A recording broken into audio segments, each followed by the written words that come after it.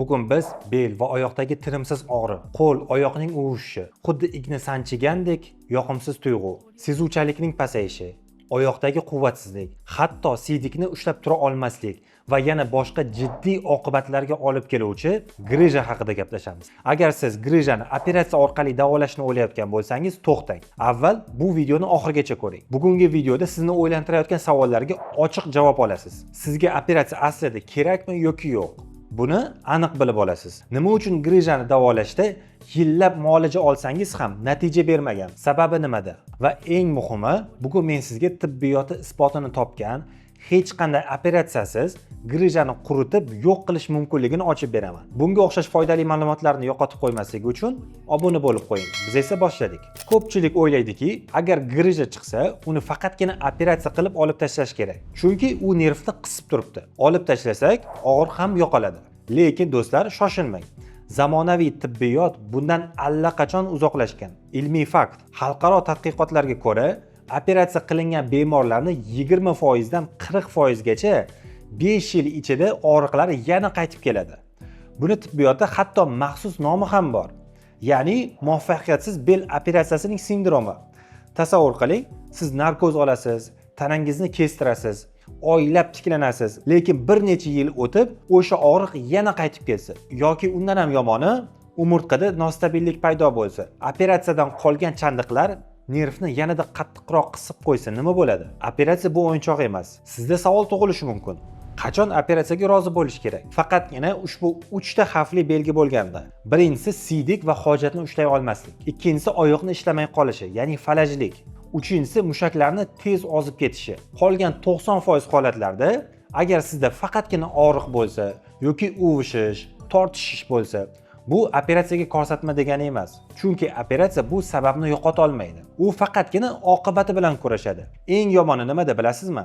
Agar shoshilib operatsiya qildirsangiz, kesilgan joyda rubtsoviy protsess paydo bo'lishi mumkin. Bu chandiq nervni grijadan ham battarroq siqib qo'yadi. Keyin esa hech qanday apparat ham, qayta operatsiya ham yordam bermay qolishi mumkin. Operatsiyaning yana bir katta kamchiligi bor. Operatsiyadan so'ng 1 oy, kamida 20 kun harakatingiz cheklanib qoladi. Bu esa mushaklarni yanada kuchliroq atrofiyasiga, ya'ni bo'shashib ketishiga olib keladi. Va agar keyinchalik LFK, ya'ni lechebniy fizkultura bilan shug'ullanmasangiz, grija nafaqat qaytib kelishi, balkim yana boshqa joylardan ham chiqib kelishi mumkin. Shu o'rinda hozirda juda ham dolzarb bo'lgan yana bir narsaga to'xtalib o'tmoqchiman. Bu qo'shtirnoq ichidagi tabiblar va kastapravlar. Internetda reklamalar orqali odamlarning sog'lig'i bilan o'ynashayotganlar haqida gapirmasak bo'lmaydi. Bemor og'riqdan qiynalib turganda kimdir aytadi: "Falon joyda zo'r tabib bor. Bir tepib yoki burab grijani joyiga solib qo'yadi" deb maslahat berishadi. Bu juda ham xatarli. O'tgan yili klinikamizda shunday holat bo'ldi. Bir odam grija bilan kastapravni oldiga o'zi yurib borgan. Kastaprav o'sha grijani joyiga tushiraman deb zarb bilan urgan. Shunda chiqib turgan grija o'sha zarbadan keyin nervni majag'lab qo'ygan. Bemor umuman harakatdan to'xtab qolgan. Kastapravni oldidan to'g'ri bizani klinikamizga olib kelishgan. U bemorni katta qiyinchiliklar bilan bir necha kun davolab oyoqqa turg'aza oldik. Lekin bu juda ham jiddiy holat. U odam hatto bir umrga falaj bo'lib qolishi ham mumkin edi. Balkim o'sha bemorimiz o'zlari ham bu videoni ko'rib turgandirlar. Shuning uchun sizlarga beradigan tavsiyam, juda ham ehtiyot bo'ling. Reklama yoki birovni maslahatiga ergashishdan oldin albatta tekshirib ko'ring. Tibbiyotda bu haqida nima deyilgan? Aslida grijani qo'l bilan joyiga solishni anatomik jihatidan iloji yo'q. Bu mo'jizalarga ishonmang. Oramizda shunday tezkor davoga aldanganlar bo'lsa, kommentariyada plus qoldiring. Grijani davolashdan oldin uning o'zi nimaligini yaxshiroq anglash kerak. Grija bu umurtqa orasidagi diskning yorilib, ichidagi suyuqlik tashqariga oqib chiqishi. Shu o'rinda juda muhim savol berishimiz kerak. Nima uchun menda grija chiqdi? Ko'pchilik o'ylaydi, men og'ir narsa ko'tardim, shundan deb o'ylaydi. Yo'q do'stlar, og'ir yuk bu shunchaki oxirgi nuqta edi. Grija bu bir kunda paydo bo'lmaydi. U oylar, yillar davomida yig'ilib kelgan muammo. Bizning umurtqamizni tik ushlab turishi uchun atrofida baquvvat mushaklar bo'lishi kerak. Lekin biz nima qilamiz? Kuni bilan o'tiramiz, yotamiz, kam harakatlanamiz. Natijada belimizni ushlab turadigan mushaklar yumshab, kuchsizlanib qoladi. Mushak ishlamaganidan keyin hamma yuk to'g'ridan to'g'ri umurtqa orasidagi diskka tushadi. Disk bechora chidaydi va oxiri bosimga dosh bera olmasdan xuddi ezilgan sharga o'xshab yoriladi. Mana shu grija. Nega kalpelnitsalar yordam bermaydi? Poliklinikaga chiqsangiz sizga darrov 10 kunlik kalpelnitsa yozib berishadi. Diskni oziqlantiradi, qon aylanishini yaxshilaydi deyishadi. Lekin anatomiyani ochsak, qiziq bir faktni ko'ramiz. Umurtqa orasidagi diskda qon tomirlari yo'q. Disk qon tomirsiz to'qima. Siz venangizga qancha qimmat ukol qo'ymang, u to'g'ridan to'g'ri diskning ichiga kirib bormaydi. U faqatgina vaqtinchalik og'riqni bosishi yoki mushaklarni bo'shashtirishi mumkin. Lekin grijani yo'q qila olmaydi. Yillab kalpelnitsa olish bu shunchaki vaqt va pulingizni yo'qotish. Undan tashqari jigar va buyragingizni zo'riqtirib qo'yasiz. Xo'sh, unda nima qilish kerak? Haqiqiy yechim bormi degan savol. Albatta bor va bu yechim aniq ilmiy asosga ega bo'lgan jarayon. Buning nomi rezorbsiya. Siz balki avval ham eshitgandirsiz. Bizning tanamiz shunday yaralganki, organizm o'z muammosini o'zi hal qila oladi. Grija paydo bo'lganda immun tizimi uyg'onadi. U joyga maxsus hujayralari, makrofaglar yetib keladi. Oddiy tilda tushuntiradigan bo'lsak, makrofaglar bu organizmni tozalovchilar, ya'ni farroshlari. Ular grijani begona jism sifatida qabul qiladi va uni asta-sekin yeyishni, ya'ni so'rib yuborishni boshlaydi. Natijada vaqt o'tishi bilan, bu vaqt 3 oydan 12 oygacha davom etishi mumkin. Ulkan grija kichrayib, qurib qoladi va og'riq yo'qoladi. Bizning vazifamiz mana shu jarayonni tezlashtirib va organizmga yordam berishdir. Xo'sh, bunga qanday erishamiz? Bu yerda bizga kompleks yondashuv kerak bo'ladi. Bitta dori yoki bitta mashq bilan emas, balkim bir necha isbotlangan usullarni birgalikda ishlatish orqali. Keling, samarasi isbotlangan 5 ta asosiy usulni ko'rib chiqaramiz. Birinchisi yuqori intensivli lazer terapiyasi. Ko'pchilik lazer deganda fizioterapiyadagi qizil lampalarni tushunadi. Yo'q, men aytayotganim boshqa narsa. Ya'ni visokointensivli lazer. Bu to'qimalarning 8-10 sm chuqurligigacha kirib boradigan juda ham kuchli lazer. U nima qiladi? Birinchidan, u grija atrofidagi shishni va yallig'lanishni darrov oladi. Ikkinchidan, u hujayralarga quvvat berib, o'sha biz aytayotgan rezorbsiyani, ya'ni so'rilish jarayonini tezlashtiradi. Bu texnologiya hozirda butun dunyoda eng samarali usullardan biri hisoblanadi. Ikkinchisi, super induktiv tizim, magnitoterapiyasi. Bu tibbiyotda inqilob. Uning quvvati naqd 2,5 Teslaga teng. Bu nima degani? Bu xuddi ulkan MRT apparatining kuchini bitta kichik nuqtaga jamlash degani. Uning eng noyob xususiyatlari bu kontaktsiz mobilizatsiya. E'tibor bering, grija bo'lganda umurtqalaringiz qotib bir-biriga yopishib qoladi. Qo'l bilan ezish xavfli. Siz magnitoterapiya apparati sizga tegmasdan turib, elektromagnit to'lqini orqali qotib qolgan chuqur mushaklarni uqalab bo'shashtiradi. Natijada umurtqa orasi ochiladi va qon aylanishi tiklanadi. Bundan tashqari, u miyada tabiiy og'riq qoldiruvchi moddalar, ya'ni endorfinlarni ishlab chiqarishini majburlaydi. Bu kimyoviy dorisiz tabiiy og'riq yo'qotish deganidir. Uchinchisi bu UVT, udarno-volnovaya terapiya. Bu yerda ko'pchilik bemorlar bilmaydigan, lekin bilishi kerak bo'lgan farq bor. Hozir ko'p klinikalarda UVT bor deyshadi.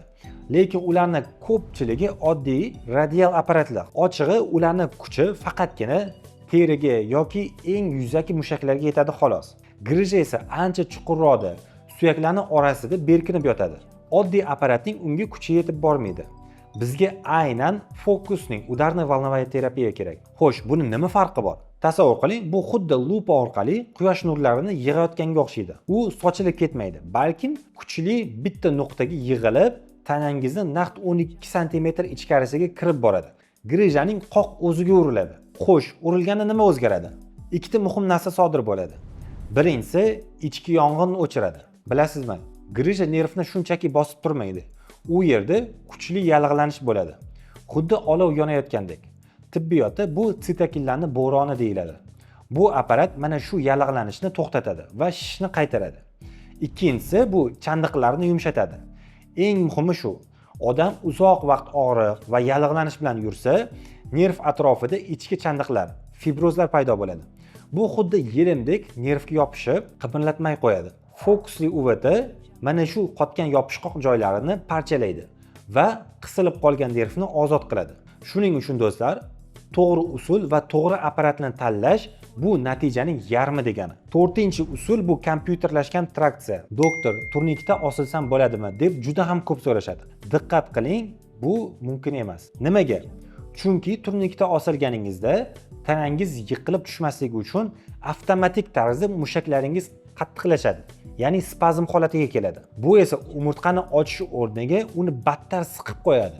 Buning uchun maxsus tibbiy traksion stollari bor. Uning turnikdan farqi nimada desangiz, siz unga yotsangiz mushaklaringiz bo'shashadi. Apparat esa kompyuter nazorati ostida sizning vazningizga qarab belni juda ham asta-sekin me'yorida tortadi. Eng muhimi, u sizni shunchaki tortib turmaydi, balkim tortadi va bo'shashtirish usuli bilan ishlaydi. Bu nima beradi? Bu xuddi nasos kabi ishlaydi. Umurtqa orasi asta-sekin ochilganda disk ichida vakuum hosil bo'ladi. Natijada grija ichkariga qarab tortiladi va nerv siqilishidan ozod bo'ladi. Ikkinchisi, qurib qolgan diskni xuddi gubkadek o'ziga suv va ozuqalarni shimib oladi. Disk tirilishi uchun bu juda ham muhim. 5-usul esa mana shu o'rinda nima uchun grija qaytib kelishini, avvalgi muolajalar ta'sir qilmaganini ochib beraman. Sizga dunyoning eng qimmat apparatlarini qo'yilsa ham sizni butunlay tuzata olmaydi, agar o'zingiz harakat qilmasangiz. Nimaga? Chunki davolanishning birinchi bosqichida biz faqat og'riqni olamiz va yallig'lanishni qaytaramiz. Rezorbsiyaga, ya'ni grijaning so'rilishiga sharoit yaratib beramiz. Lekin grija nimadan paydo bo'ldi? Umurtqani ushlab turuvchi ichki mushaklarning kuchsizligidan paydo bo'lgan.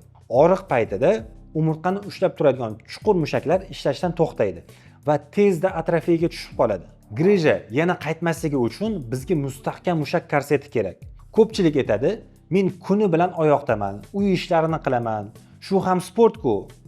Yo'q, bu o'tmaydi. Yurish bu juda ham foydali.